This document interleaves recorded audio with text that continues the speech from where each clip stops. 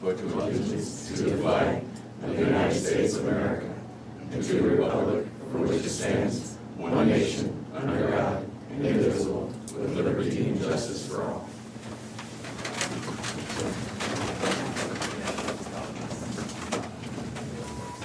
Good morning, Moines County Board of Supervisors. Tuesday, May 4th, 2021. Are there any changes to the tentative agenda? I did not hear you. Did you say no? No, there's no change. Oh, okay, I thought. Yeah, or emailing me and then I'll just try and continue after that. Okay. Meet with department heads and elected officials. Terry Johnson, Des Moines County Auditor. I've only been doing this since the beginning of time. It's okay. We're just keeping busy, and now we've got a bunch of training for the upcoming city and school elections. So several of us are learning how to conduct those, because this will only be our second one since everything was combined. And just talking to Lisa about some lost and found, forms on how the county's supposed to handle certain lost and found items. So. Because I think we discovered the Iowa code for that section was written about 150 years ago, and if you found lost logs floating down the river and stuff like that, finders keepers on that kind of stuff and the value. So we just need to discuss the steps in processing lost and found. So other than that, just like I said, keep them busy in the office. So Thanks, Terry. thank you. Chris, I can never keep track. You might be sticking your head in either door, sitting anywhere. I know, right? Chris Lee Conservation. Kind of like a whack-a-mole. So we got a couple of things going on. We have our 2 transport buses that have been sitting idle for a couple of years. Neither one of them run. They are for sale on govdeals.com. Bidding ends tomorrow if anybody wants a couple non-running buses. I gotta get on there. I think if we fix the fuel line, you can get those things running again. They both have less than 120,000 miles. So if anybody's interested in buying a bus, we have 2 of them for sale. And then, not this coming weekend, but next weekend would have been the Outdoor Youth Jamboree. That event, as it normally is not taking place this year, thanks to COVID. Instead, we're doing an open house event, so folks can just kind of come out, explore the park on their own time. We'll have a digital scavenger hunt, so kind of help you go around, find the different things in the park. We're going to have free canoe rentals. We'll have some fishing poles you can borrow, and we'll have some bait there if anybody wants to fish. And then the other big thing that we're doing at that same time is we're calling it the Fill the Lake Flotilla. So if you have a canoe or a Fill the Lake Flotilla. You ever seen the Floatzilla that they do up in the Quad Cities? It's everybody brings their canoes and kayaks to someplace up there. And so that's what we're doing here. Bring your canoe and kayak out and middle of the day, and we're going to all get a giant flotilla of canoes and kayaks out from the beach, and we're going to take a drone picture of it. And then we're going to use some of that footage to help with our marketing efforts for our watershed project, which is kind of coming together. We're planning on having a stakeholder meeting at the end of June, and so that'll kind of feed into that so that we can show. So backstory is, once this watershed plan is done, that will open us up for eligibility for federal funding for watershed improvements, kind of like what Geode has done, only we're trying to do it before our lake is ruined. And so this will kind of help with that. So if anybody wants to bring their canoe and kayak out and join us in a giant floating crowd of canoes and kayaks, that should be fun. So this is next Saturday on the 15th. The drone shot's going to take place at 1 o'clock. June 15th? May 15th. Good day not to be there with my boat. Yeah. If you're a bass fisherman or a crappie fisherman, fish in the morning. I'll go somewhere else. Be gone by lunchtime, because there's gonna be a lot of kayakers out there. So we're looking forward to that. That should be a fun time. And then, like I said, the park will be open for folks to just kind of explore around. We're not gonna have a bunch of staff or volunteers out there, working one-on-one like we would for the Jamboree. We are planning on bringing the Jamboree back next year. It's just the volunteer committee put that together just wasn't quite ready to have that event quite yet. So we're still having some action out there. Campground has been full and is going to continue to be full. I think we've sold out every weekend, possibly through July. I'd have to double check that, but certainly through July 4th. And then I have a board meeting tomorrow night, and with my board, we're going to be discussing fees that we charge at that park. The state, I don't know if you saw in the paper, the state is changing some of their campsite fees, and so we're gonna have that discussion as well. I think that's about it. So many canoes and kayaks out there, maybe Kevin ought to put his water rescue unit in there There you go. and sit off to the side just in case. I got a good idea. Yeah, we're definitely gonna have our patrol boat out, we'll have some staff there to, help out with things, but, yeah, it should be pretty neat, I mean, any given weekend in June or July, it's not uncommon to have 100 kayaks out on that lake, so, if we could do that out from the beach, bring them all together and take a picture of it, I think that'd really show, the value people place on that lake and the water quality there. It should really tie into, we need to fix this algae problem that we have in the lake. I think you gotta have Jim and Tom in that picture, in a canoe, sitting in a chair. There we go. We got some canoes to rent out. We'll get that set up. I think if we have a vote on that, there's 2 of us against you, so I vote that down. You know, I'm not appreciating your attitude this morning, Jimmy. I've already jumped in there through the ice once for fun. That's true, he did. Did you do that? Yes. He did. Shane, we might do that if you ride your bike out there. You're really starting to bring me down. We did have a great time last week. That was Good. for shape. I got never really gone the whole trail before, and thank you. I really enjoyed it. Yeah, you bet. Yeah, I appreciate you guys joining us. That was. Did he let you drive? Once, across through a gate or whatever it was, while somebody else held the gate open. Typically, what my grandfather did when I was about 5 years old on a tractor. He'd slow it down, then he'd jump off and open the grate pipe. I'd pop along about 3/4 of a mile an hour, and then he'd get back on before I had a chance to hit anything. So, sort of like that. Some things never change. They did let me drive, but they put me in the back, so I was a dust collector. Got school bus driver experience. That got you to drive? Well, I don't know, these guys was more rowdier than what the kids are in school, but I'll tell you on that. A lot more. Colin Gerst, IT. Just keeping busy like always, nothing new to report. Thank you, Colin. Sheriff Glendenning. Good morning. Things are going well at the Sheriff's Office. It is National Correctional Officers Week. I'm gonna steal a little bit of Doug's thunder here. But it's National Correctional Officers Week. Just a big thank you to the amazing job that all of our correctional officers and our administrators do out there. It's, to say the least, a difficult environment, and they do an amazing job for us out there. So big thanks to them. I'll skip the population at the jail for Doug. And our Youth Academy starts this week. Starting on Wednesday, we have 10 youth that are going to participate in that, so we're pretty excited about that. This is our first year doing it, and hopefully it all goes well. We have big plans for it. So, How old are they again? 16 to 18 years old. Des Moines County Youth, and we're going to do it every Wednesday for like 2 to 3 hours a session, every other week, every other Wednesday, 2 to 3 hours. We had several applicants. We knocked it down to 10, and we wanted to have a good instructor to youth ratio, so we could make sure they got a good experience, and it was really hands-on and interactive. So that's the plan. We're gonna kick it off on Wednesday. Have fun. We've got 2 of our new deputies in training, and that's going well. And we're continuing to take applications for our part-time clerical position. Trish left us a couple weeks ago, so we do have an opening as a part-time clerk, and we're taking applications for a couple new deputies for the future.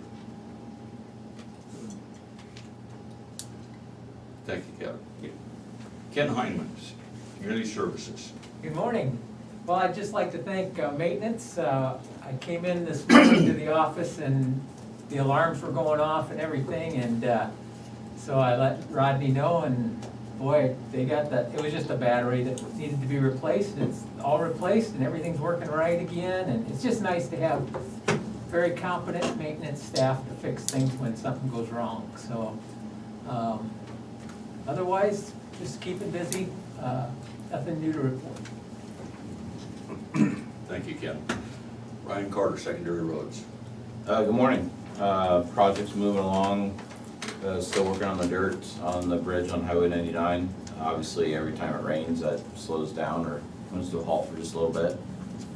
Working on the south end still, and still removing concrete and doing some grading and rocking out on Flint Bottom, so they have not, haven't poured any more concrete, but they have, for instance, the house at the bottom of the hill, they are now using the new concrete in the bridge area to cross over and go that way instead of out the other direction. So it's nice to see progress like that. It sounds like the concrete contractor's on a different job now, so it sounds like it'll be at least 2 or 3 weeks before we do any more concrete, but the grading contractor is working away, removing paving and stuff like that, so it's going good.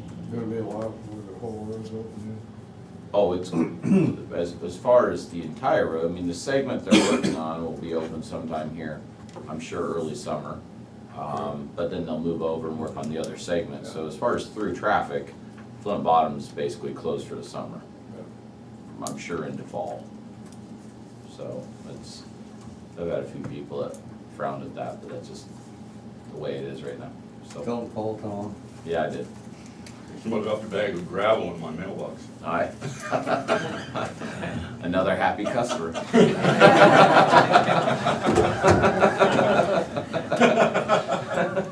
They say satisfied customers. Yes, When right. did you start with this, BC? Satisfied customers. That's It's, right, yeah. that's right. That's 3 of them. So, yeah, I'm glad I have been the recipient of the same thing before, so it's a necessary evil. We've got 450 miles of gravel road, and that's just the way it is right now. At least you guys just get gravel in your mailbox. What I would do for a bag of gravel. One man's heaven's another man's hell. I know where we can drop that gravel off at. Yeah, it's too early to be laughing like this, boys. Come on now. Thanks, Brian. Cheryl McVeigh, Budget Director. I have a budget amendment today. Natalie Stepner, Des Moines County Recorder. Good morning, nothing new to report, just have an item on the agenda. I think the auditor has something for you before you leave after the meeting. Bag of rock? Joe runs for You wish. I need some on my driveway. That's going to somebody else's mailbox. I got first dibs. Thanks, Natalie. Rodney Gleaster, Maintenance. Good morning. Just got a lot of different things going on, but nothing new to report this time. Thanks, Rodney. Can you charge my battery, Rodney? Sure. Zach James, Land Use. Good morning. Glad I came this morning. It's been an enjoyable meeting so far. Hopefully it'll continue here. Just a quick update. I think it was last week, the resolution was approved for changing the zoning commission from 7 to 5. We had a long-term member whose term had expired technically at the end of last year, but he's been serving so far through this year, Ron Wunderlich. So with that change though, he's gonna be off the zoning commission. I just wanna take a moment and thank him because he's been on the commission as long as I can tell from history, so at least 15 plus years. So I just want to thank Ron for his time volunteering on that commission and all the effort he put in there. So I just wanted to highlight that. We've been very busy this spring, a lot of subdivision. I want to thank Jared Lassiter a lot for the time and effort he's put in, because he's put in a lot of time to get through a lot of those subdivisions and just answering calls and working with people out in the county. So he's done a great job with that. We've got a couple more under review right now, so we'll have a few more to see in the next couple weeks. Other than that, the only other thing I was gonna mention is we have got a couple other phone calls here in the last week about solar farms, possibilities out in the county. And we've had a couple work sessions where we discussed that. So I just kind of wondering if maybe we should schedule something again to talk about that and wind farms. Maybe have somebody, I was just talking to Lisa briefly before the meeting about maybe having somebody from the attorney's office come in. Not sure what you guys think about that, but I know we've had some good discussions about it, and maybe get a little more firm direction on what to do. Not sure what you guys think about that, but just something I was thinking about after I got a couple more phone calls, so. Fine, problem with that. Probably not for the next couple, 3 weeks. That's fine, just whenever you guys think it's appropriate, but just keep that in mind, and we'll kind of I'll contact you guys and kind of see, or talk to Terry and see when maybe the best week is to do that, so. Join in your thanks to Mr. Wonderwood. He's been on that board 15 or more years. That's a lot of effort. Those meetings like that always come at the least convenient time. and to keep going to those meetings, so yeah, I would, I'm sure the board would echo your thanks to Mr. Wonderwood. I think so too. Appreciate it. Doug Irvin, Correctional Center. Good morning. As the sheriff said, it is National Correctional Officers Week. It's a pretty thankless job, so we do have 24 correctional officers at our facility, so if anybody gets a chance to see them on the street or get out and thank them, they would greatly appreciate that. As far as in the jail now, we have 73 inmates with 9 out of county. 2 awaiting to go to Oakdale. I doubt if those will leave yet this week, but probably be early next week. Those are 2 different ones than weeks prior. Not the same 4? No, not the same 4. 2 of them straightened up. I do have a question for you.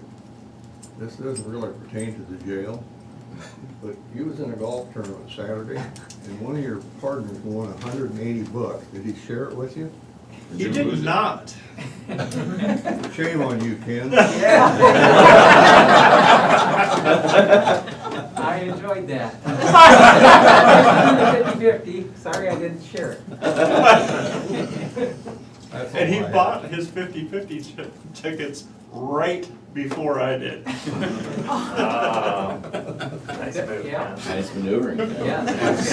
Smart man. Pushed him out of the way.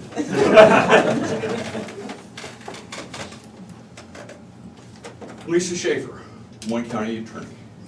On behalf of the Des Moines County Attorney, we would also like to recognize our correctional officers. I know between Chris and I as the criminal attorneys, we are on the phone with someone from the jail on a pretty regular basis. Doug runs a great, nice tight ship. His COs and command officers always are polite, respectful, professional, and just a joy to work with. So wanted to let you know, we do appreciate you. Thank you very much. And all of your staff. We are scheduled to do 4 jury trials this month. So hopefully we're gonna start to alleviate a little bit of the logjam. I know this month and next month are the 2 really bad months.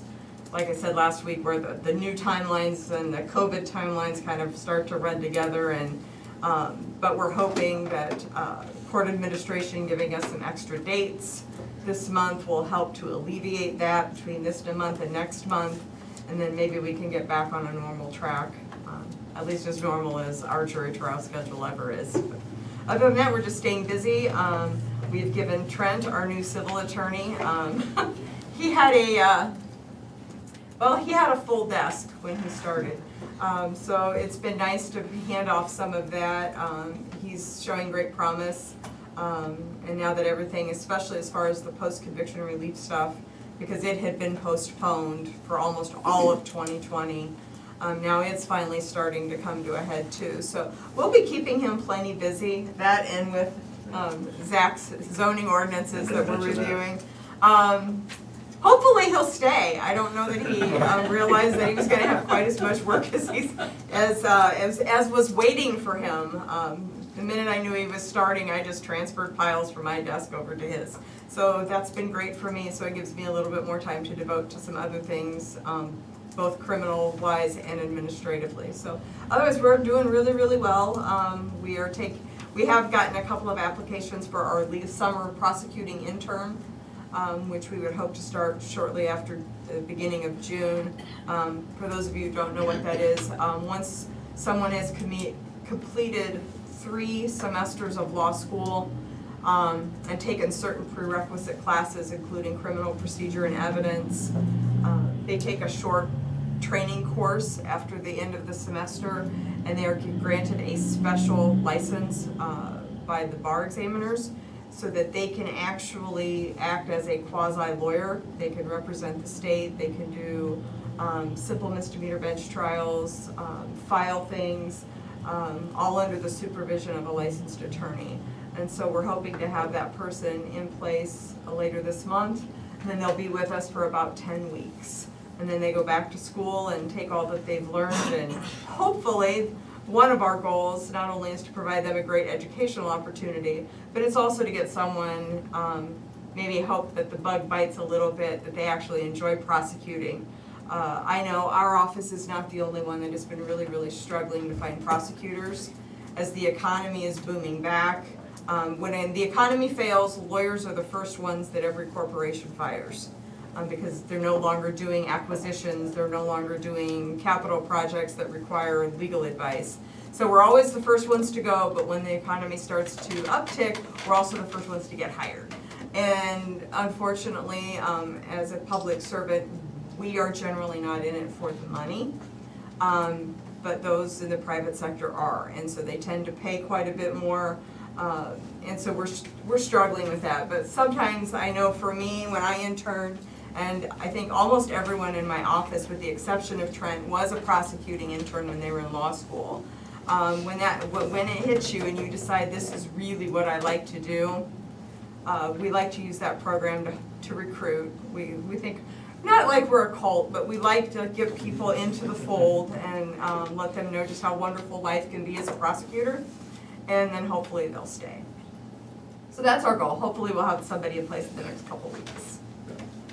How many semesters is law school in total? It's 3 total years, so 6 semesters. So 6 semesters, okay. Generally, people do it after their second year. I know that's what I did, but I know the requirement per code is 3 semesters. But usually it's once they've completed their first couple of years. Thanks, Teresa.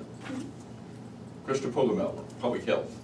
Good morning. It is also National Nurses Week this week, and so I want to thank the public health nurses. It's been a very tough year with COVID. They've gone above and beyond. They've given up evenings and weekends and done everything to make sure that we're doing the case investigations, doing the contact tracing, and then obviously still doing some of that as well as the vaccine. So really appreciate all the public health nurses have done this past year. Currently, our rolling 7-day percentage is 5%. We have 25 cases. In this past 7 days, we kind of are fluctuating. One day we'll have no cases, and the next day we'll have 5 to 10 cases. So I do anticipate that we're going to, once this kind of runs its course, hopefully those numbers will start going down. Within families, COVID spreads pretty rapidly within households, and so obviously then if one person has it, we see multiple people in the family. Our county vaccinators have currently given a little over 31,000 vaccines, and they've completed 14,000. We are still doing our last boost clinic or second dose clinic this Friday at the auditorium. We welcome people, people who want a first time dose. They are also welcome for walk-in there as well. And then we are switching over to where we're doing Mondays, Wednesdays, and Thursdays at our public health walk-in clinics, and they can also still do that by appointments. We have plenty of vaccine, really encourage people to take advantage of that. As things are really opening up, it's really important to get vaccinated. So again, they can call our office or they can just walk in from 10 to 3:30 on Mondays, Wednesdays, and Thursdays. Thank you, Krista. Anybody online? Miss anybody? Well, if I can speak for the board, give our best to the correctional officers. We've all been to the jail. As Been to it, no, it isn't. Well, I might have misphrased that, but we have an understanding their deal, so pass along our thanks. The same goes to the public health nurses. We become more familiar with them over the last year, but I know they've had a tough year, so. And thanks to you and Kevin for spending part of yesterday with me to address and solve a small problem, so thank you very much. Either of you gentlemen have anything? No. Correspondence. We have a letter from FEMA.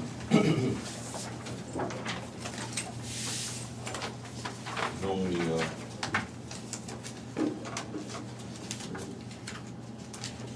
about 5 pages long. So I'm not gonna read it.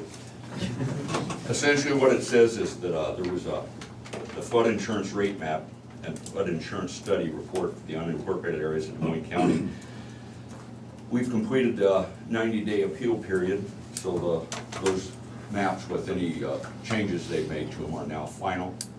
And if anybody has any questions about that, call Zach or Jared at Southeast Iowa Regional Planning for land use, and they will happily explain that to you. I did end up getting a copy of that letter about an hour after you called me last week, Tom, so it showed up in the mail, same day. You never have too much correspondence from FEMA. They sent 2 of them to us, so.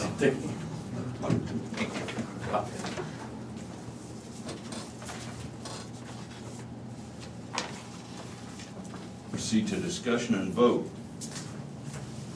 We need a public hearing on the fiscal 21 budget amendment. Move to go on public hearing? Second. Terry? Jim Carrey, Yes. Shana Campbell, Yes. Tom Broker. Yes.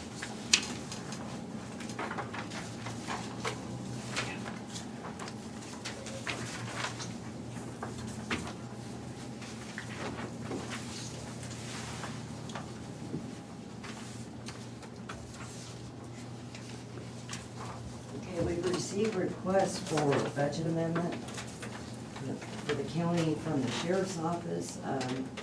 They received a coronavirus emergency relief funding grant for $50,505. They're also asking for $6,000 for their canine program that'll come out of Fund 9, and $3,000 for the reserve unit body armor, external vests, and gear, and that comes out of Fund 30. So Fund 9 and Fund 30 are standalone funds, and the money's already there. Isn't Fund 9 contributions or donations, I think? Both those funds are through fundraisers and donations, so the K-9 program and the reserve program are both supported through that. Thanks to the community. Yes. And Veterans Affairs, due to the fact that we have now the general assistance person is now doing Veterans Affairs and general assistance, that's become a full-time job instead of part-time. So there's a $17,100 budget request, amendment request for Veterans Affairs to pick up the cost of the insurance. There's also some funeral expenses that are gonna be over budget, I think, before the end of the fiscal year. So it's not all wages and benefits. Some of that is stuff they need actually to run Veterans Affairs. So Public Health is asking for $113,891. That's covered by a grant, and that's for the pandemic response. We were kind of like a fiscal agent for the CDBG grant this year for Young House. They got $31,320. So that's revenue coming in and expense going out, so that's just a wash for the county. And that comes out of non-departmental. And Pioneer Cemetery received a donation for $1,500, and they're gonna use that to buy equipment that they can normally not afford to buy. They didn't have this donation from the church, so that's $1,500. Cheryl, can I interrupt you just for a minute? Sure. Just as people are watching this. If anybody has a comment they'd like to make during the public hearing, you may email the Board of Supervisors at board@dmcounty.com or call 319-753-8203, extension 4. I apologize. That's fine. And then we had Lisa Hazel, the former reporter, retired, and so we have the expense of the payout for sick leave, and then Natalie's vacation payout, and Renee has been promoted from part-time to full-time. And just adjustments of FICA and NIPERS for those, that's $22,850. Medical examiner is definitely gonna go over budget if we're gonna do a budget amendment on that. Seen a huge increase in autopsies, funeral home charges, medical examiner fees. some relation to the COVID pandemic and all this going up. Terry and I went through some of the billing and noticed that probably about every fourth one said that it was a COVID-related death. Maybe, you know, we didn't actually do a percentage calculation, but it's definitely due to COVID. And secondary roads is requesting $75,000, $25,000 for rock for the roads and $50,000 for equipment repairs and stuff that was unexpected. And the county attorney is gonna receive a coronavirus emergency relief funding grant for $58,920. So that's got the revenue coming in and expense going out. So altogether on the county portion, there's $256,136 worth of revenue coming in and a request for $430,086 in expenses. And then if you notice on the resolution, it's for a higher amount, and that's due to the fact that we're the fiscal agent for emergency management at Southeast Iowa Link. And Emergency Management's board approved a budget amendment on February 11th for $23,800. And Southeast Iowa Link is going to discuss a proposed budget amendment on May 12th due to some grant money they got for coronavirus for $649,828. So that makes a total increase to $1,103,714. The Southeast Iowa Link is contingent upon their board approving that on May 12th. So I won't put that in the computer until the board is met and approve that, and then we'll put those numbers in the computer system. So that's basically all we got going. And hopefully, it's the second budget amendment of the year, and hopefully the last.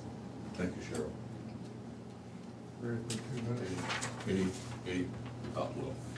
Any comment on the fiscal 22 budget, fiscal 21 budget amendment? Did you receive any emails or No, I letters have not. regarding that? Nobody's called. I would accept a motion to close the public hearing. So moved. Second. Terry? Shane McCampbell, Yes. Jim Carrey, Yeah. Tom Broker. Yes. We need to approve the fiscal 21 budget amendment. I move that we approve FY 21 budget amendment. One second. Terry? Shane McCampbell, Yes, please. Jim Carrey, Yeah. Tom Broker. Yes.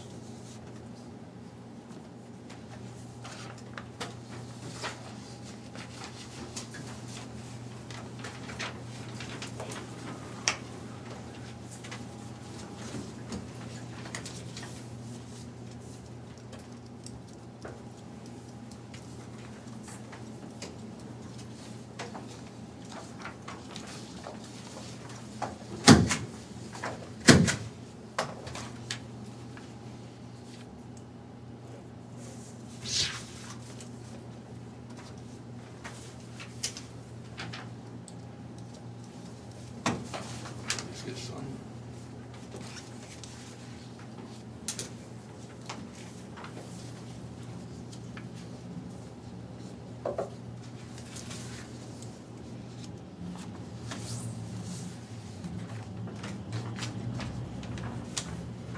And we have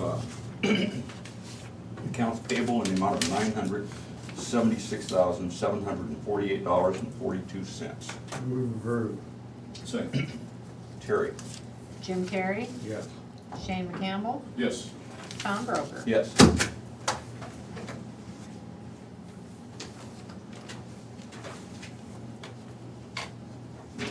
Personnel actions?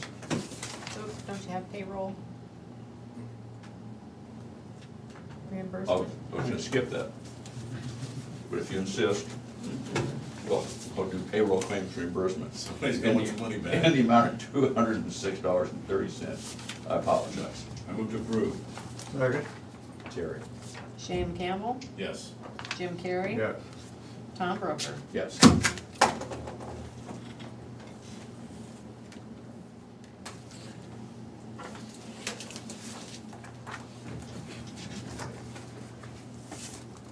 We have personnel actions. We have One personnel action for the assessor. Zane Armstrong, property appraiser, a new hire, $50,000 a year, start date May 10th, 2021. Move to approve. Second. Terry? Jim Carrey, Yes. Shane McCampbell, Yes. Tom Broker. Yes.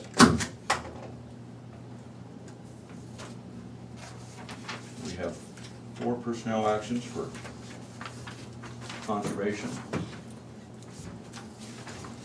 We have Jacqueline Dunshee, conservation tech intern, a new hire, a seasonal hire,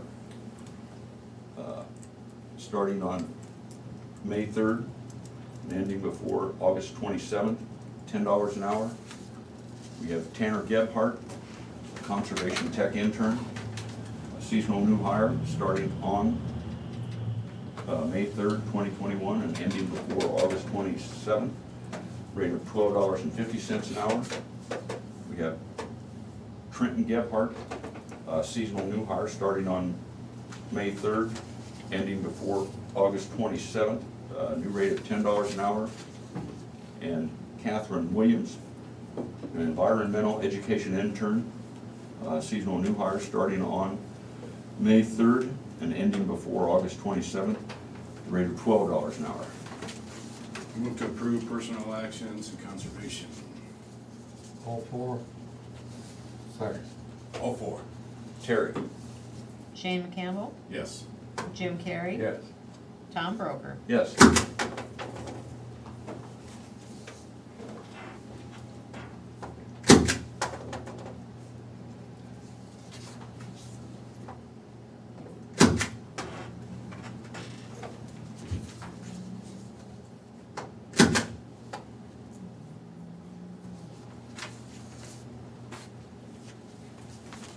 And we have 1 personnel action for the recorder.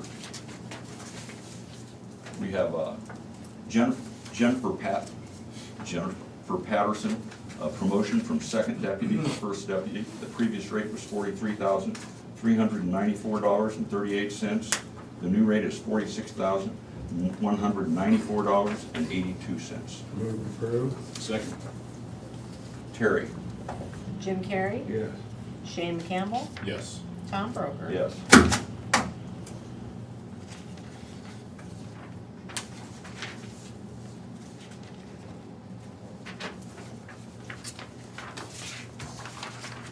We have the jail statistics for March of 2021. This report will be on file at the auditor's office and available for public review.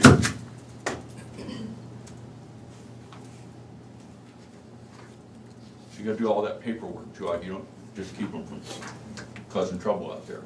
Yeah, actually, Doris would be doing that. Oh, George. So it is your job to keep them out of trouble. She does a great job. She does. We have minutes for the regular meeting of April 27th, 2021. Move to approve.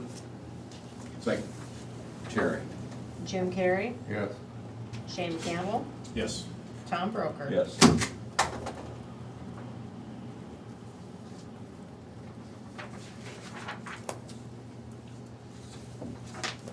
Any other business?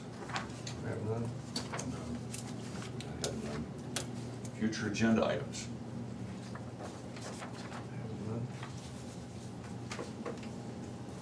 Committee reports?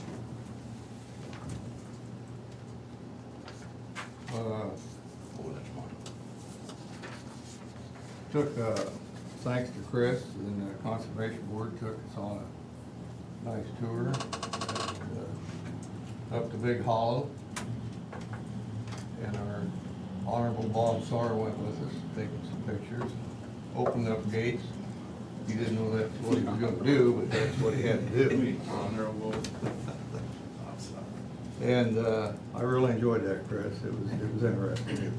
Yeah. I think everybody should take part of that trail, not all of it, just part of it, even if they had to walk on it. There's a lot of nice places there. Yeah. And then I had a I told you last week, our juvenile detention, I had a meeting and we did, Bill Range is retiring June the 15th.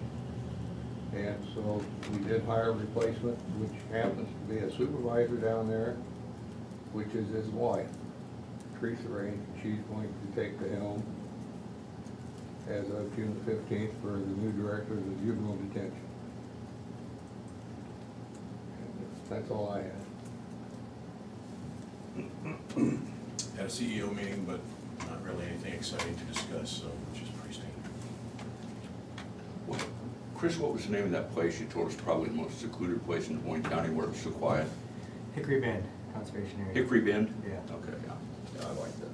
Yeah, a neat spot. Thanks again.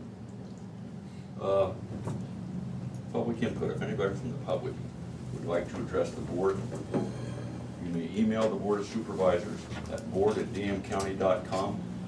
That's BOARD@dmcounty.com, or call 319-753-8203, extension 4.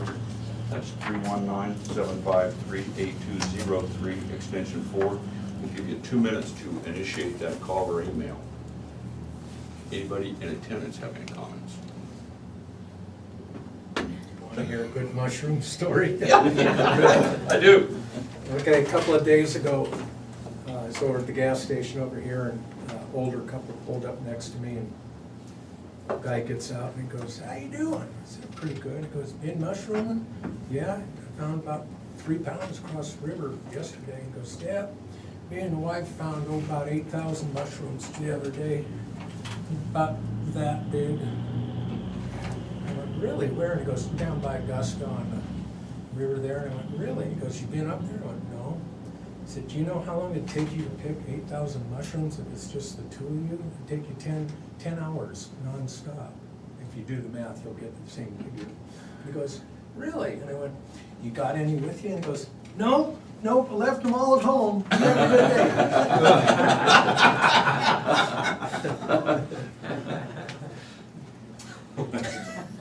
Have a great day, Yeah.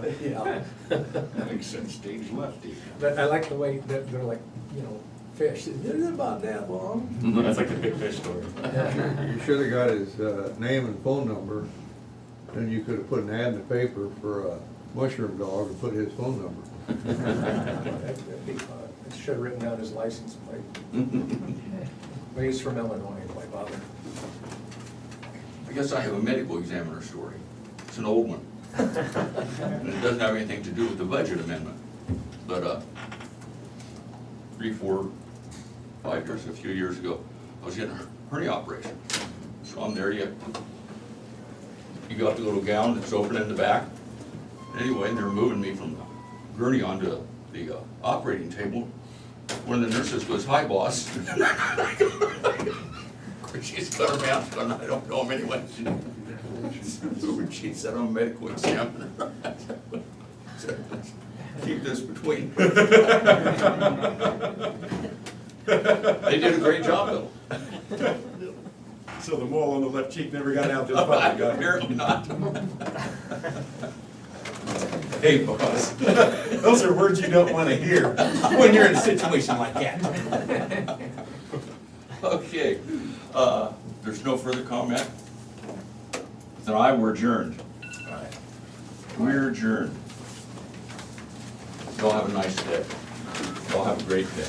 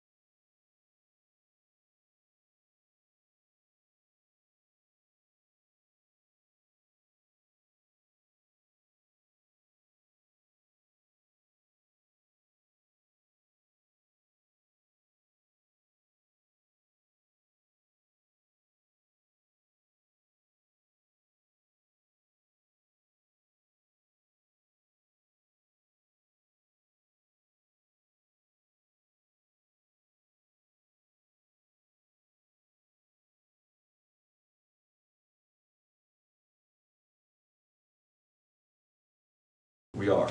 Okay. Okay. This is meeting the really not county business. According to the Charles Gabeline will, the serving board of supervisors are the trustees for the Charles Gabeline Trust. And how the trust functions is there's a sum of money or an endowment that Charles Gabeline left, and the earnings on that were originally they were designed to provide additions or something added to rather than what the county was going to perform or serve at the county home. Well, there's no longer a county home, and the last individuals served were residents of Cottonwood Residential Care Facility, which is run by Hope Haven. That facility is no longer in operation, and those individuals have been relocated in various site homes. And we're looking for would be a beneficiary of the trust earnings. So we're here with Mr. Bob Bartles of Hope Haven, Mr. Mitch Taylor, attorney, and Brenda Stellern, the secretary, the longtime secretary for the Gabeline Trust. So a clarification on the Cottonwood Residential Facility. It's still in operation, and there are people there receiving a service, and it's still licensed in exactly the same way. What we did was, though, we took all of the people who were there at a point in time and we placed them out into the community in 4-person waiver sites. Or something along those lines. Maybe one person went to a nursing home, but that's where the bulk of the folks went. We then have people there now, that's where the people who have a dual diagnosis are at. So people who are mentally ill who also have a substance abuse issue. So. Dual diagnosis is now in Cottonwood? They are. Okay. Yeah. What's it's called, River Crossing? Yeah. Okay. So the individuals who are at Cottonwood now, or River Crossing now, would have issues that would have been comparable to what would have been, except they're more severe probably, but it'd be comparable to issues that would have had a person staying at a county home in the past. Mental illness, homelessness, substance abuse, those sorts of things, so. Right, the name has been changed and it's there's a little bit of difference that you just described, but we, it's my understanding, and I'm pretty sure Mitch will agree with me, that the board can't say, well, that's changed, we're just gonna give it to this group or that facility or something like that without the court's approval or blessing of that. And not only with the court's approval, but also without checking in with the Attorney General, because it's a for-public fund. Typically, as long as it makes sense, they don't object. They typically will send in, like they did in 2008 and 2009, when the board amended this one other time, or asked the court to amend it, consent, it makes sense to us, go ahead and enter the order. So background, Mr. Gabeline wrote a will in 1961 that set up money for I'll call items of pleasantry to individuals that were residents of the county home. In 2008, it was amended. As to how it was amended, I don't think it's largely important, but in 2009, it was the Board of Supervisors, as the trustees, asked that it be amended one more time to provide for care in you have the 2009 order presently in front of you. So now, what appears to me is we're just going to simply ask that it be amended again, and would anticipate that the court and the Attorney General's office wouldn't have any questions about it. I think, well, it's our intention for the money to serve the same purpose, and the only difference is that that particular residential care facility has a slightly different mission now, and might have been renamed. I'm not sure whether it's legally renamed or not, how. So I think this is as close as we can get, since the county home no longer exists, to the original, at least in my thought, the original desires of Mr. Gablein in that will. Well, you know, there's things I've been thinking about. My wife used to be the director of nursing out at the county home before she passed. Remember you told me that? And she, when this, she was still living when all this pretty much took place, you know. Some of these most of these residents, I will admit, you know, Hope Haven took a lot of them in. Some of them went to other RCFs in the county, like up there in Mediapolis.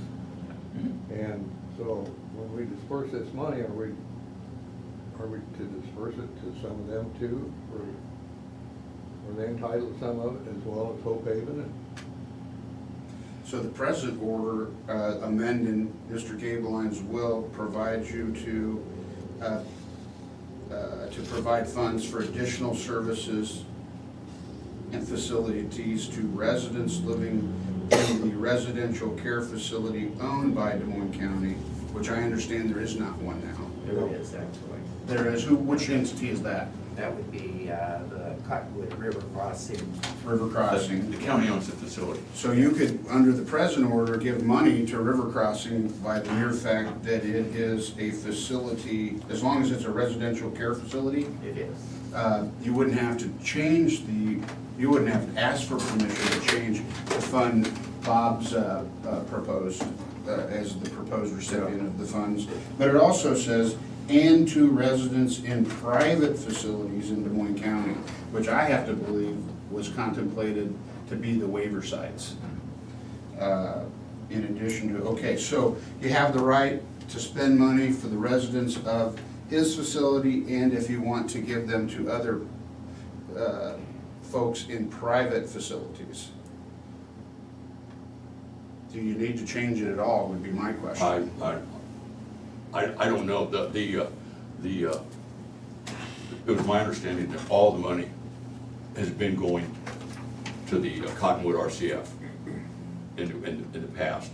And so my original question was that, okay, those people are now in various waiver site homes. So whether it's 2 homes or 5 homes or 10 homes, you know, what they might be scattered out. I don't know that, at least me personally thinking about it, well, Tom's in this home, we'll send him a share of that, and Sally's in this home, we'll send her a share of that. Shane's in this home, we'll send him a share of that. I don't know that, I think I would think one facility, so everybody was getting the same thing, rather than trying to scatter it amongst site homes and get every site home or everybody the same. We aren't talking about a huge amount of money. When we got here, it was about I think the trust was $348,000.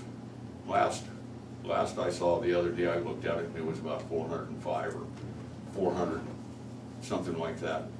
402. 402, okay. So the way it's set up now is that the earnings on that money, well, it used to be, one time it was in farmland. And then it was, for years it was in CDs, and then CDs aren't making anything. So we have it in a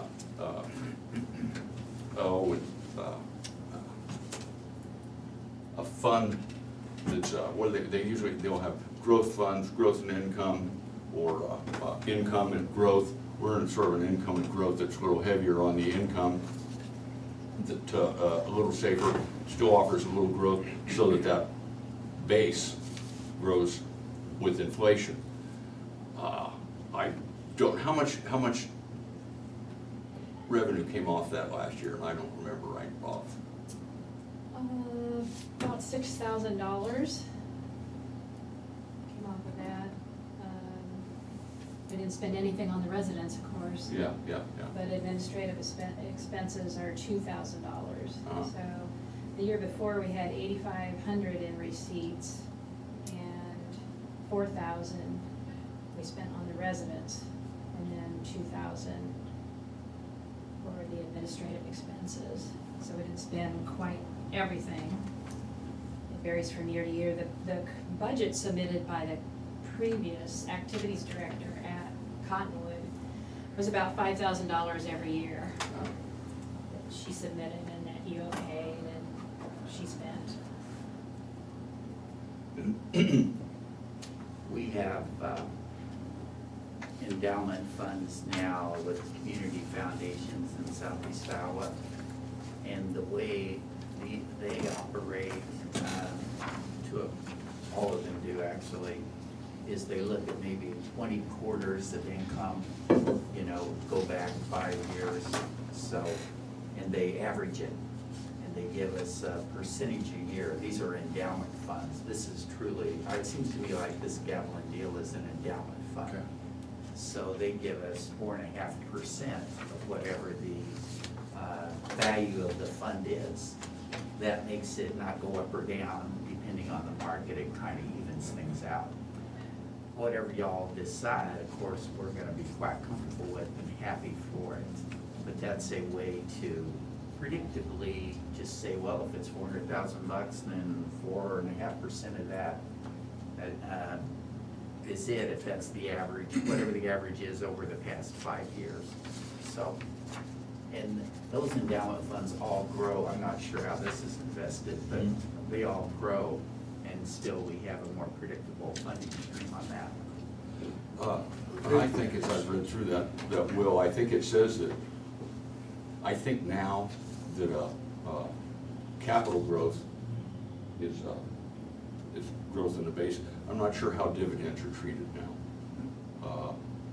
You know, there's interest on, you know, on bonds, and there would be dividends on stock. But I do not know how the dividends on stock are treated, whether they are treated as income or not. I suspect it looked to me like there was a little leeway in how that was looked at, you know, when it said the earnings.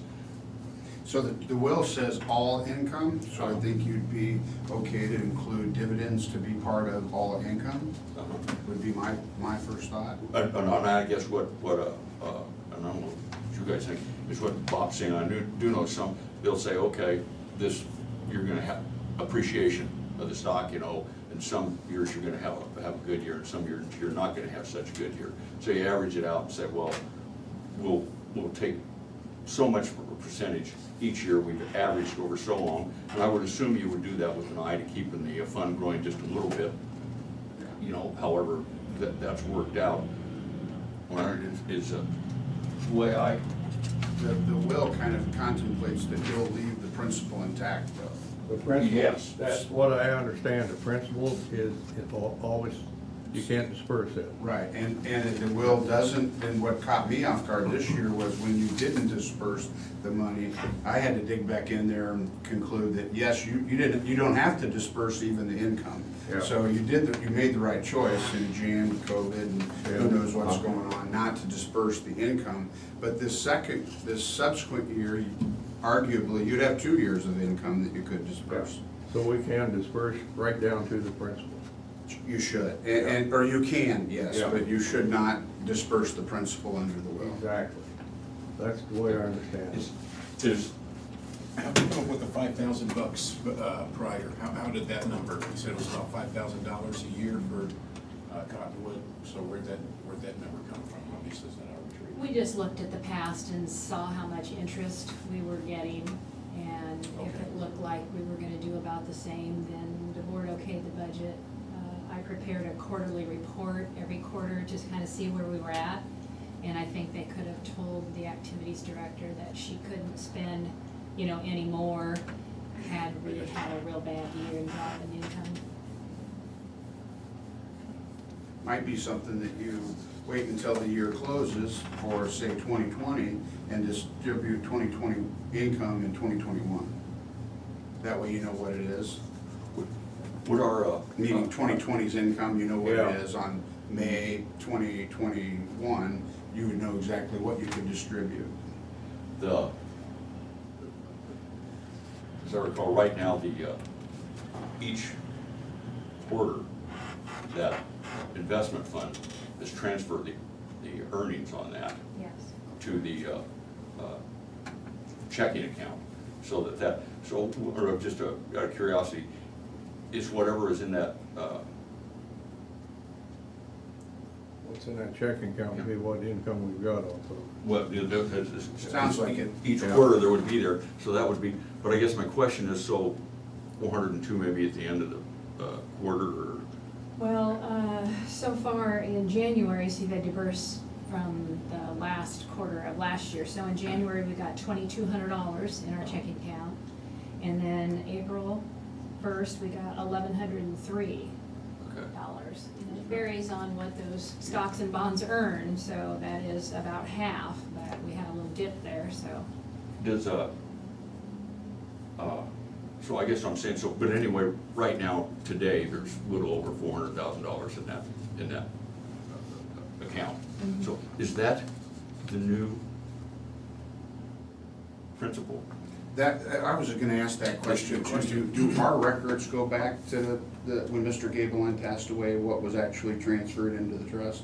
Because that would be your original That would be principal. original, 300. Well, We have always used 348, And that's probably where that comes from. 166.28. That We'll use 384. that. Okay. But, and then, so I've just wondered, because in that account, how they've been transferring the earnings, but what's left over after the earnings is about $50-some thousand more than the principal originally was when I got here. The original principal you said was 360? 348. Okay, then I would agree with you, yeah. I thought you said a different number, Oh, and yeah. 50 grand sounded high, but you're right on. So you could have a particularly aggressive distribution year. Well, if I was, you want aggressive, you probably still let it, you want that principal to grow, but you can increase it a little bit, maybe like Bob says. Probably none of us here are qualified to do that. Talk to the people that take care of the money and say you can go ahead and you can take out X percent over, if you average it out over 20 years or 20 quarters, I mean. Quarterly, do you have a record of the last 5 years of quarters? Have you been tracking it for the last 5 years? Yeah. Okay. So again, I'm not telling you what all to do, so hear me on that, but if you chose to, you could look back at those last 5 years of quarters. You've got $50,000 that's, you're gonna be okay, whatever that number is, and just use that as your benchmark going forward. It should grow more than 4.5% a year over time, or at least this is the experience of our other endowments, so. Why don't you want to talk, what sort of things did they use that for? I remember they had Christmas shopping, bingo games. Yes, they bought supplies for bingo games, prizes, they went to the movies. Went to ball games a couple times. Yes, they went to the Down baseball St. Louis, games. yeah. They took day trips Yeah. and went to various close places around, like Cottonwood or Pella, and spent the money on lunch. They didn't spend it for gas or anything like that. They spent it on usually lunches for all of them, which was $120. You guys saw a lot of checks for $120. They did have a couple of pizza parties there at the facility, or they went out for pizza. They bought the newspaper every year so the residents could read the paper. And that was $166 or something, that was that expense. Items of pleasantry. Yeah, that's a, I Yeah. haven't heard that You like term, I that? like that. That's good. I like Items that. of pleasantry. Yeah, as opposed to the necessities. That was what Mr. Gableland's intent was. I think what Brenda described would pretty much be that. I mean, I think you could add to it if you wanted to, internet or Wi-Fi system, or if residents use that. We would ask whoever's there at the time, they want to go down to Hannibal to the folk festival, or they want to go to a country music show, or the Yeah. Capitol Theater. Their interest drives what we do. A Netflix subscription, Yeah. for movies. Things that we do, but they don't have a chance to, and that's what that money's for. That's right. It's to keep them, Right. and I agree with that. But with no activities director, because the one resigned out there at Cottonwood, she was the one that planned their calendar, submitted it to the board, and got the okay to spend the money. It's gonna be, there's the realities of the way things are now, as opposed to the way things were. And and it's a much more unforgiving financial environment than it has been in the past. All that said, we can account for the money. It won't be as organized, and we don't have a staff person specifically assigned to that role, you know. We can, whatever comes, we can use the money in the way in which Mr. Kaplan intended and demonstrate that to y'all as you make sure that is what happened. That won't be a problem. Would the partners be of any help to you, or would that muddy the water? No, in terms of us having. Why don't you explain what the partners are for the board? There's a wonderful advocacy group in Burlington called Partners, and they do things like dances and so on. So, and they're also function as guardians for people who don't have a guardian. So it's an advocacy group, wonderful group. So our folks, if they chose to, could participate in Partners activities. The people who are there now, I would say Partners activities are geared toward people with intellectual disabilities primarily. So the people who are there now might be less inclined to participate in a Partners event. But again, we have, let's say you give us $4,000 and say, use this for pleasantries. We would ask the people there, whomever they are, what pleasantries do you like? And that would drive what we do. And the the thoughts shared here are spot on for what people tend to like. Netflix, newspaper, Wi-Fi access, although that's there anyway. Entertainment, going to natural settings, parks, and on and on and on. We don't have any trouble spending money. Yeah, I imagine. Yeah. Would you say you did? I don't imagine you do. No. So the present order says that you can provide the funds to residential care facilities, residents owned by the county. From what I'm learning today is Crossroads became river crossing. It was Cottonwood, it's just a name change. Became River Crossing. It's the same building. Right. It's licensed as a residential care facility. But it's still owned by the county. Yes. So there wouldn't be any need to change the language that you got an amendment to in 2009. The building's owned by the county, but Hope Haven rents the building. Yeah, But it's been that way, right? they run the facility. So even though we own it, and they rent it and run that, does that constitute that still county? I think you're okay, because if you look at like page 2 of the 09 order, looks like this. Yeah. It's an order signed by Judge Danielson in 2009. Right above her signature is a block quote. The trustees may decide to provide additional services and facilities to residents in the residential care facility owned by Des Moines County. So if the county owns it, I think you're okay. If you own it and you are allowing Hope Haven to run it or to manage it or staff it or do whatever, that's not a distinction I think that's important. As long as the folks. Do we need to? I don't know that you do. See, they're not on our payroll, they're on Hope Haven's payroll, the people that's running it. That's been the same way for Hope Haven's been running that for how long? I have been with Hope Haven 12 years. It was in existence when I came, and Yeah. a different private provider operated it before Hope Haven. So I'm gonna say 16 years, maybe 15 years. Yeah, because the county owns it, I don't, not to, as long as I've been here, the county's never run it. It's always been somebody else running It's it. always been somebody else running it. So in 2009, when Judge Danielson entered her orders, she is presumed to have known that. None of us in this room were in, I might have been in the courtroom, but I don't remember what the exact argument was. I think you're fine, you don't have to amend it, particularly when you read the order after the comma, and to residents placed in private facilities.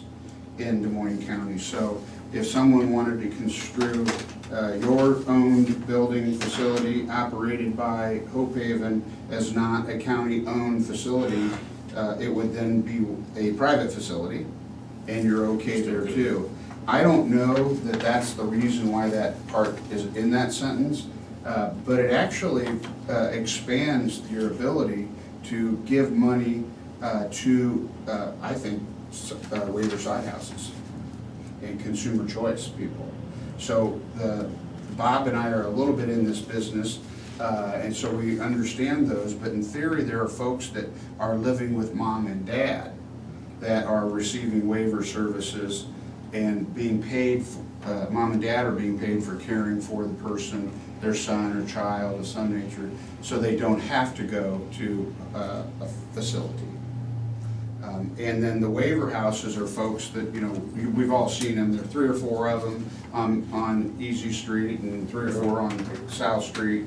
The waiver house is symbolic to what the dispute in Minneapolis is about. That's a waiver house. The dispute in Minneapolis.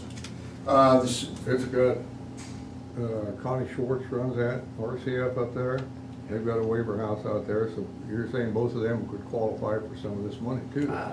What do you think? I think Medicaid is too complicated, but here's how the Medicaid folks look at it. A waiver site is not considered a facility. Okay. And if I have a relative living in my home who gets consumer choice funding, you know, they're in my home, but someone comes in and helps them, that's not considered a facility either. The only facilities that Hope Haven has is, we have one residential care facility, it's called Walton, serves 12 people, it's like a fancy hotel. And we've got Cottonwood, that's it, there. So that's the only licensed facilities that we have. If you go over to extremely medically fragile people, we have a couple of homes called Rec and Hertz. They serve 8 people, and they're licensed as intermediate care facilities.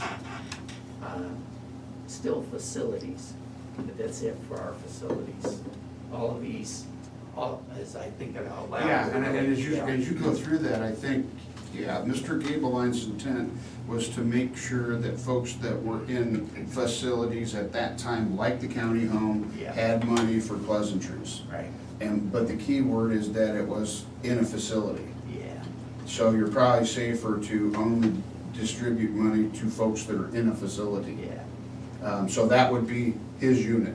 The Hope Haven's Cottonwood or River Crossing and so forth. Yep. But if they are if it's simply just a name change, I don't know that you need to ask the court for approval. Now, we oftentimes apply for court approval for comfort, so to speak, so no one could ever criticize you for a decision that you made.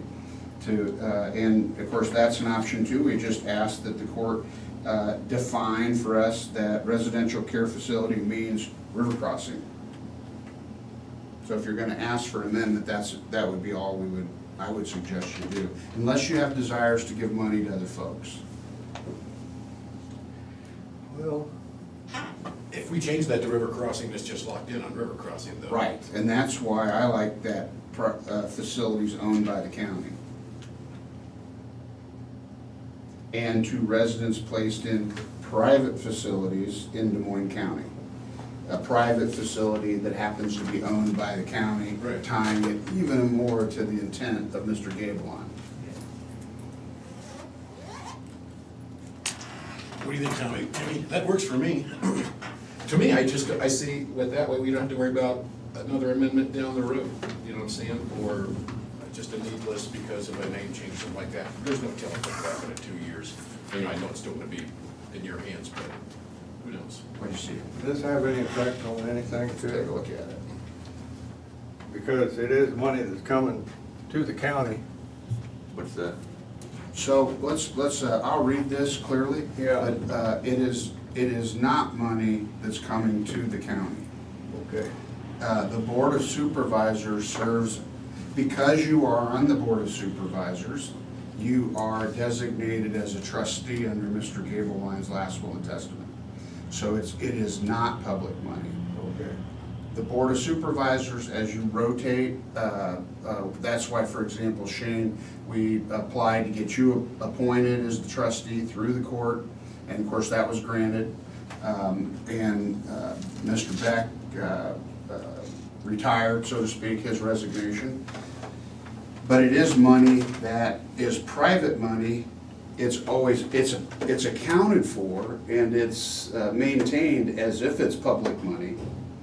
I mean, you're using the same systems, and because you were on the Board of Supervisors as the trustee, that's why we concluded that it was best to do this in open session, so anyone could attend. So it's not private money. I'll be happy to read this. No, you don't have to read it. With that in mind, do you think it changes your thought about this? Yeah, you just changed my thought about it. Okay, gotcha. Yeah. So it's private money that's always been escalated to be managed like public money because of the quasi connections between the Board of Supervisors and the trustee and the trust. I just want to make sure that we wasn't stepping someplace And in addition, the way it's written now, of course, you not only have the blessing and coverage of the district court, the judicial branch, but also of the executive branch, because the Attorney General has passed on how you amended his trust. So, you know, as a used car salesman, I'm not trying to sell you a used car. I hope you're paying attention. But if he was, it would be easier terms with no balloon payment. Right. He's an attorney, you gotta watch it. Nothing down. I think if Mr. Taylor thinks that the present wording or the present orders, it works for this, and basically it's the same facility we're giving money to, I don't have that works for me. Two things, if you're gonna try to give it to more facilities, it's not a ton of money.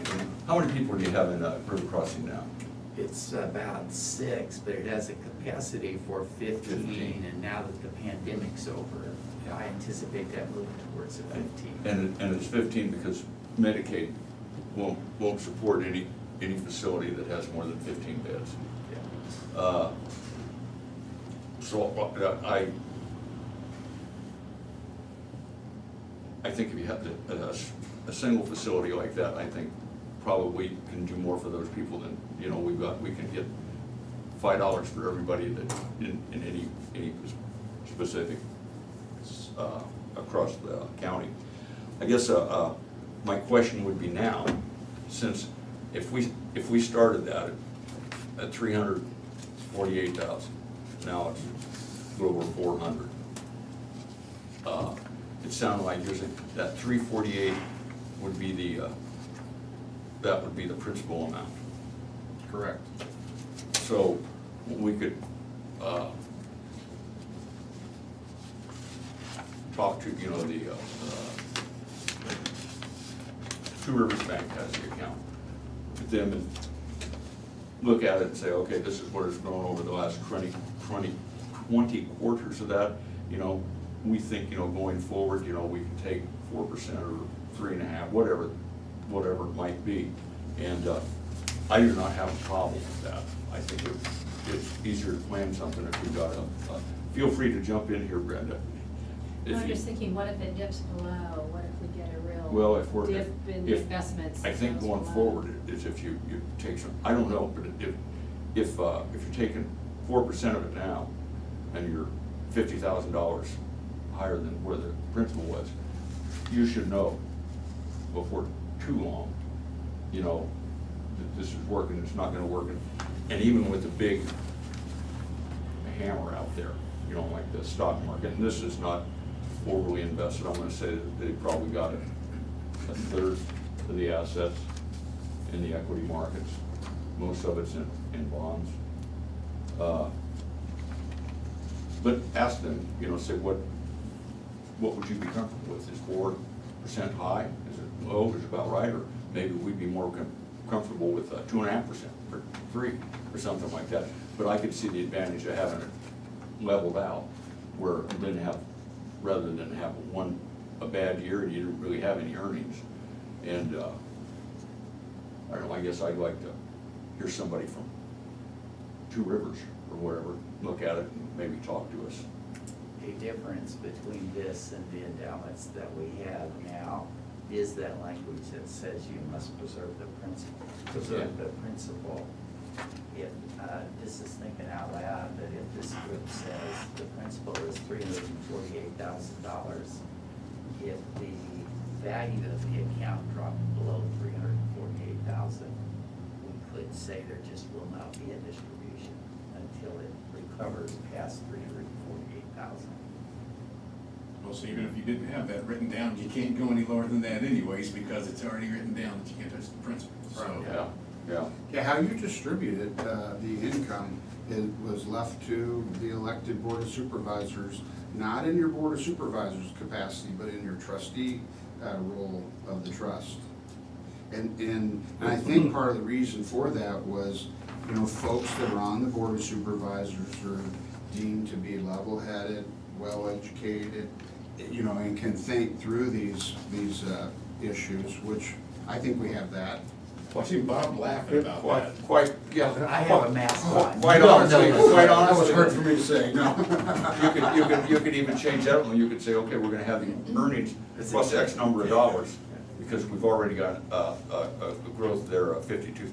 So if for any number of series a year, you're taking on an extra $2,000 or $2,500, it wouldn't take, I pay close enough attention to any numbers I'm associated with to know that something's happening here and we need to talk about that.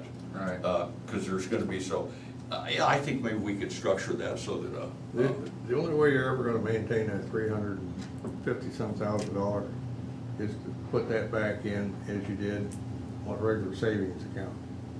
You know, that's the only way you're ever gonna do it, and then spend the earnings off of it. We put that in there because we knew the times was good and it was gonna make more money, so we could do more things for the people out there and give them a better quality of life. But with the market going up and down, and if it drops down below that 350, we don't know if it's gonna keep going down or not. Back in 9/11, I lost over $100,000. And it takes a long time to come back up. the bonds will work a little different way. Bonds right now are, well, CDs are 2 and 3%, 2 and 0.3%. Bonds, interest rate's pretty low. They're wanting to climb, they haven't yet. Bonds are worth more as interest rates go down. That's right. So, But what he's saying, I think, makes perfect sense. Then it's one bookkeeping entry, and you don't have to monitor every year. Take the money, what's income, put it in your checking account, and that's what you guys can spend. Leave the money, the principal in your other account, and as you earn off of it, slide it over to the trust, or the checking account. Basically, as Will says, the principal should stay there, not get into the principal. So And the only way you can guarantee that is, as soon as that dips, if it does dip, take that principal down 290,000, right there, we're against that will, because it went down to 290,000 instead of 350. What are we getting on savings account if we're making through? What are we getting on savings? fraction of a percent. More than a CD. No, Really? You might get a 0.5% on savings. I don't think you get that much on savings. I think you can get about 0.4% on a checking account if you use it. I've got one of those accounts. If you use the debit card 10 times or credit card 10 times, they give you I think it's 0.4, 0.5% maybe. But I don't think that a savings account give you anything. The last time I looked at a CD, they range, it's 0.4% for a 5-year CD. So the standard in the will is, since we're moving on to money decisions, is you're to use prudence, discretion, and that an intelligent person would exercise. I think there's a lot of leeway. So, I mean, yeah, I mean, I think that means don't put it in junk bonds and don't put it in, Enron stock, you know. Yeah. And we've, it's been professionally managed. I think it's been managed real good myself, but in the future, the only way you're gonna keep that is to have it in an account that's, if it doesn't pay any interest, it doesn't pay any interest, you got it there, you still got it.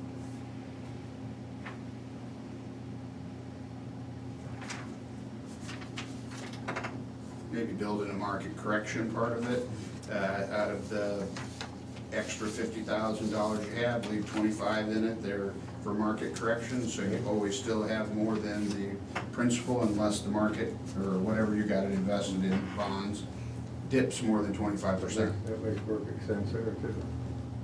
And then you're always you always have the money, Mr. Gableman, set aside for you. Because, in 1961, when you wrote the will, I doubt banks were paying much more interest than they are now on savings accounts. No, not really, not till. Maybe a couple percent, I guess, I don't know what.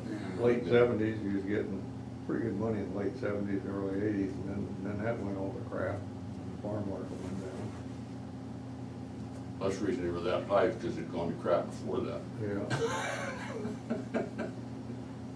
But if nothing else, today's was a good discussion for us to have about the trust. I've done annual reports probably for 20 years and have not had the opportunity to have any discussions with you. But when the reports come in, they always make sense, so we apply to the court. Brenda, how much is in that checking account?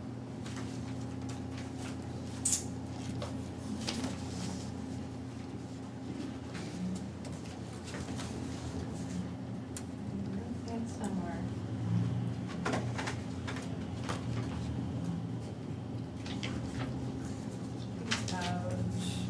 Let's see, last statement, 13,277.99. That's right after we got the $1,100 in disbursements. So this is as of 4/5. Brenda, I'm sorry, I didn't hear what you said. 13,277.99. So actually, we've got enough money in checking now to be earnings. So if River Crossing was to come up with some sort of a budget, with where 5,000 would go, maybe they need, 6,000, something like that, want to come up with some sort of a budget, we could fund it for a while without touching anything. And during that time, we could sit down with somebody from Two Rivers, and say, this is our quandary. He thinks that, I think that, he thinks that. None of us agree. What can you do for us? But and talk to us. I'm delighted to come. And explain, some of the opportunities. I like numbers, but I'm not a money manager. Not either, look at my checking account. So, but that what opportunities are for might be. So that's what I think. If we conclude this meeting, is that we seem to agree that. Well, I agree. River Crossing, we don't have to change this thing. We don't have to change that for the River Crossing thing. I agree with you there. And then it's $13,000. And so Bob, can get busy, or somebody can get busy on some sort of a budget. And then we can set up a meeting with somebody from Two Rivers and tell us what some of the options might be to so we maintain that. Maintain the principal and generate enough income that to support that project, and hopefully create some growth in that principal to match inflation. Otherwise, they're just gonna say, man, they had that cable line trust doing just fine till the Campbell got down there.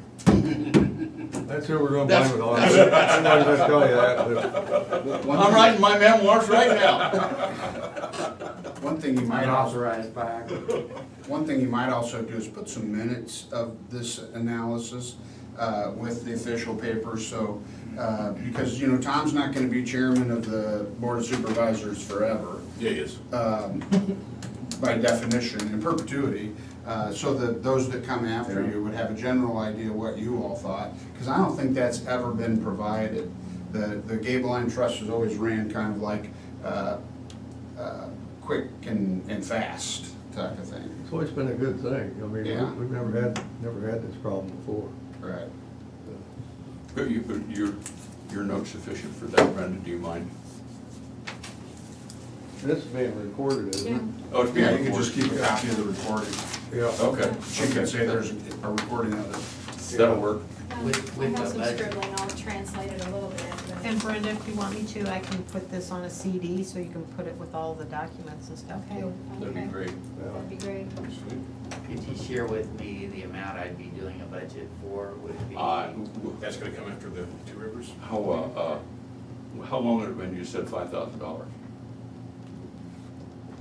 Pardon me? You said they, Traditionally, Cottonwood they Vineyard. would have about $5,000 on their budget. 2 years for 17 and 18 was 5,000. For 19, they requested 5,230. And they spent 4,000 on 22. So they didn't spend all that even for 2019. Some of the residents, I think, might have left early, or they gave them just a small Christmas bonus that year, so. They've usually spent about the 5,000. what do you think? And see, Like we, for $5,000 or you know, the $6,000? trust takes 2,000 to run with the administrative fees right now. They're gonna open up, I wouldn't be opposed for 6,000. So that 5 becomes 7 with administrative fees. You gotta have income of 7 in order to make it roll. So that, I mean, it's definitely a public policy decision. You know, there's no legal work here. Well, we can revisit this. It And you gives Bob gentlemen- something to work on. You gentlemen should also document the time. Gerald Goddard, the former attorney for the trust, said that you gentlemen should document your time that you spent on trust matters, just to make that transparent, should any public or media want to find out, you know, how much time it does take for you. And I would agree. I practiced with Jerry for a number of years before he retired. Was a very good conservative lawyer, and there's no harm. That's the only advice we can give you to do that. Realistically, it may be difficult to do, but mark today's time down. That should come on that CD she's gonna get. Yep. We can revert back to that. Yep. So, That's one check, I always, we had 2 people sign that check, and that's one check that I always enjoyed signing, because I knew these people was gonna get something. You know? And it's like going out to when you have your open house out there and giving the awards, there's nothing like going out there and seeing these people smile. I mean, I couldn't smile, I don't know what makes me as happy to smile as what they do. I can't think of anything outside of a newborn. It's a good way to spend this foundation's proceeds, or for the county, to the extent the county can support it. You can't pick a better way to spend money. It changes people's lives. It's just Pleasantries. wonderful. Yeah, and you know, just remember, it's not the counties that's doing this, it's Mr. Gabeline, through his trust that are doing it, yeah.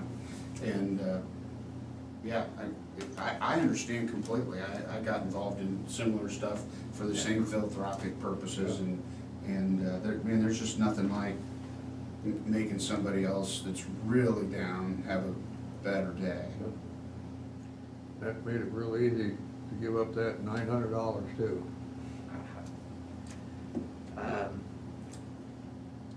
You know, I'll do whatever y'all want me to do. I could build a budget, you tell me a number. I could wait if you don't know what that number would be right now. Just be up to y'all. Wonderful. I guess you guys want to build a budget for $5,000, see where that takes you if you look like that. All right. That'll work, so we sort of know what we're looking at, and get back to us about that. And that works for you guys? Works for me. And that would be like for a fiscal year, say, starting July 1st? Yeah. All right, okay.